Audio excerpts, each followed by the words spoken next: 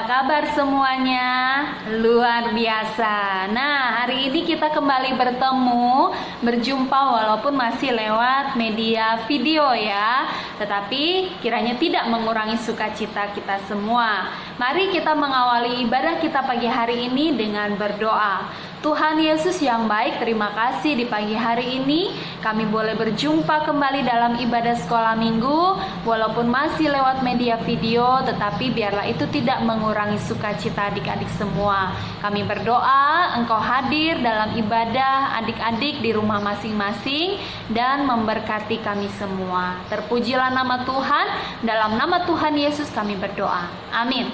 Mari kita mengangkat satu pujian yang berkata, Yesus pokok dan kitalah carangnya.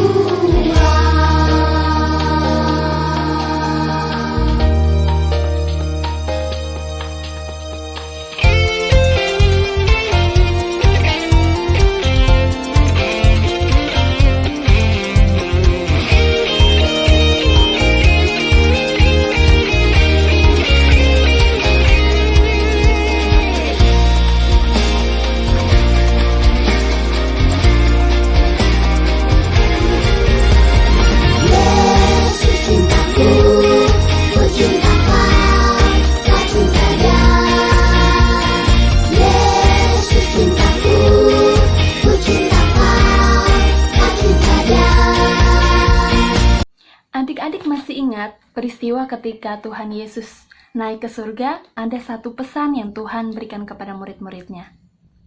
Ya, pergilah, jadikanlah semua bangsa muridku dan baptislah mereka dalam nama Bapa dan Anak dan Roh Kudus.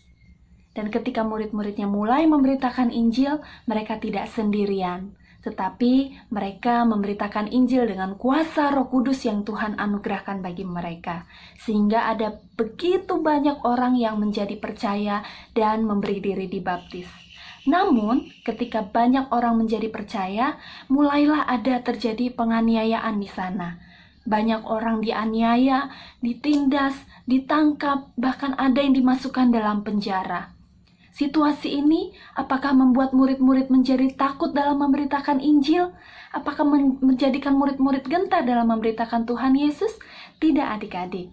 Mereka dengan semangat dan juga giat memberitakan tentang Tuhan Yesus ke berbagai daerah. Juga termasuk Filipus yang akan kita dengarkan ceritanya melalui video berikut ini. Selamat menyaksikan. Filipus memberitakan Injil di daerah Samaria dan banyak orang yang menjadi percaya. Ketika Filipus akan kembali ke Yerusalem, datanglah seorang malaikat Tuhan kepada Filipus dan berkata, "Bangunlah dan berangkatlah ke sebelah selatan, menurut jalan yang turun dari Yerusalem ke Gaza." Filipus pun taat, dia berangkat tanpa banyak bertanya dan membantah. Jalan itu sangat sunyi dan sangat sepi. Adalah seorang Etiopia, seorang Sida-Sida, pembesar dan kepala perbendaharaan Sri Kandake, Ratu Negeri Ethiopia. Dia baru pulang dari Yerusalem. Lalu kata Roh kepada Filipus, "Pergilah ke situ dan dekatilah kereta itu." Filipus mendengar bahwa orang itu sedang membaca kitab Nabi Yesaya, dan dia bertanya, "Tuan, apakah Tuan mengerti apa yang Tuan baca itu?" Jawabnya, "Bagaimana aku dapat mengerti jika tidak ada seorang pun yang membimbing aku?" Lalu ia minta untuk keretanya diberhentikan dan meminta Filipus untuk naik dan duduk di sampingnya.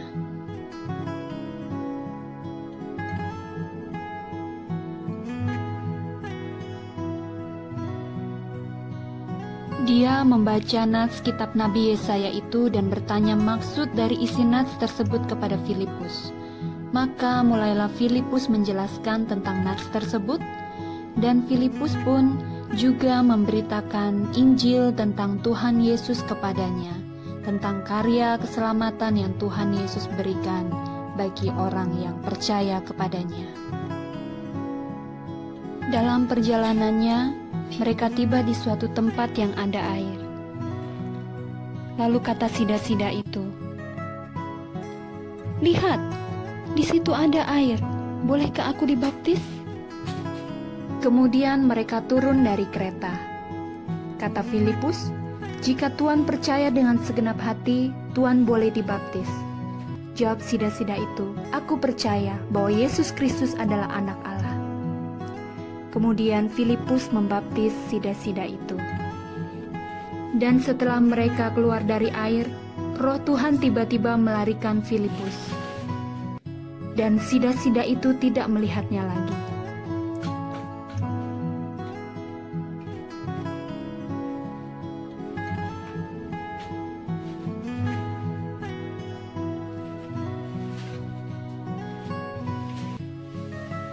Lalu ia meneruskan perjalanan.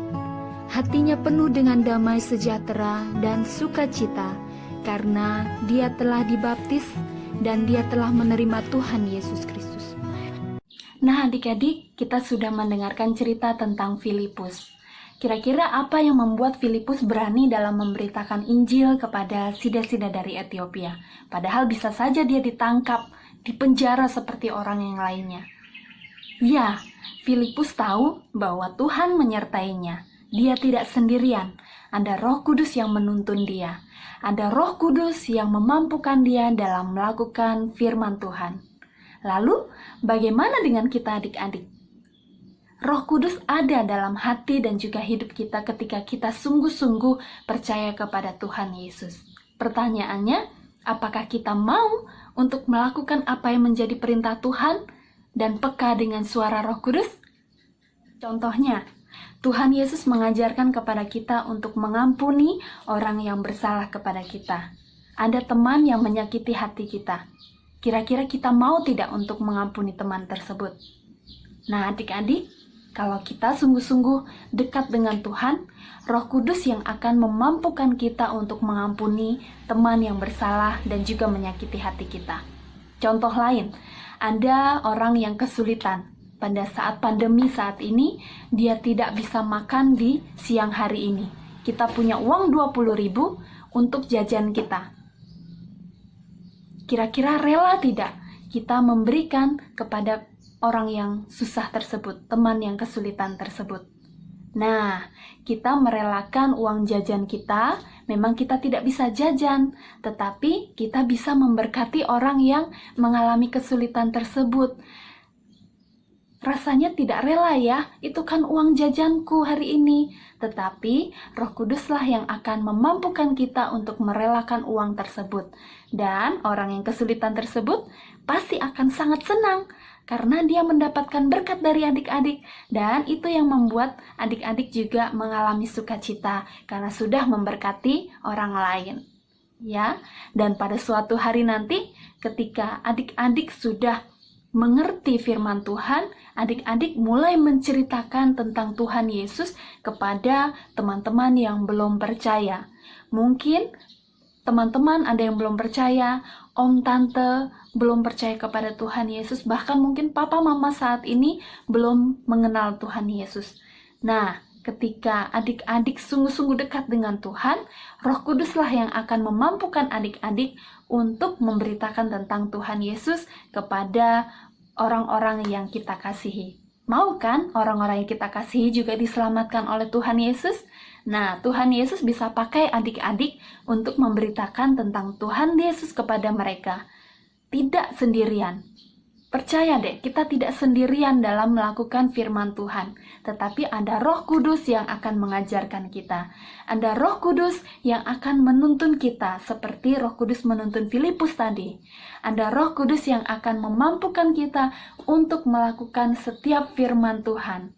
Nah, hari ini kita belajar dari Filipus. Kita mau belajar untuk lebih peka dalam mendengarkan suara Roh Kudus. Dan kita mau untuk melakukan firman Tuhan. Kita tidak melakukannya sendirian. Ada Roh Kudus Tuhan yang memampukan kita. Kiranya firman Tuhan hari ini memberkati adik-adik semua ya. Tuhan Yesus memberkati. Adik-adik, mari kita berdoa. Tuhan Yesus, terima kasih untuk firman Tuhan pagi ini. Ajar kami untuk senantiasa peka dalam mendengarkan dan juga melakukan firman Tuhan.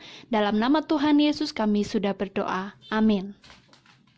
Ayat hafalan pada pagi hari ini, Yohanes 14 ayat 26. Tetapi penghibur, yaitu Roh Kudus yang akan diutus oleh Bapa dalam namaku, dialah yang akan mengajarkan segala sesuatu kepadamu dan akan mengingatkan kamu akan semua yang telah kukatakan kepadamu.